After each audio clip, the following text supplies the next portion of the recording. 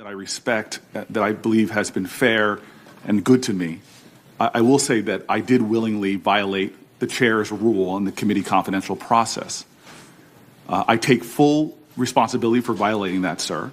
And I violate it because I sincerely believe that the public deserves to know this nominee's record. In this particular case, his record on issues of race and the law.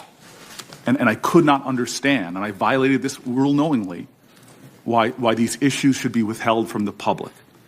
Now, I appreciate the comments of my colleagues. This is about the closest I'll probably ever have in my life to an I am Spartacus moment. My colleagues, numerous of them, said that they too accept the responsibility. There were very serious charges that were made against me by my colleague from Texas. I don't know if they were political bluster or sincere feelings. If what he said was sincere, there actually are Senate rules governing the behavior of senators.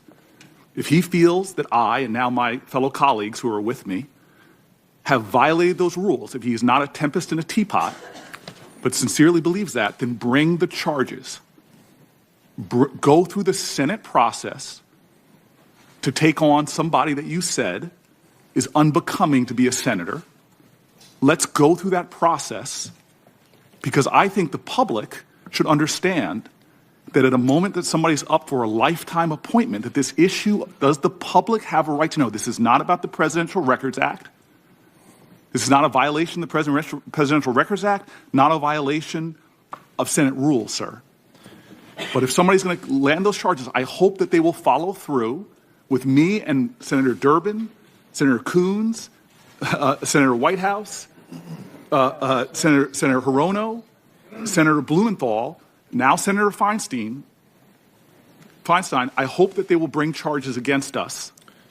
And I'm ready to accept the full responsibility for what I have done, the consequences for what I have done, and I stand by the public's right to have access to this document and know this nominee's views on issues that are so profoundly important, like race and the law, torture, and other issues.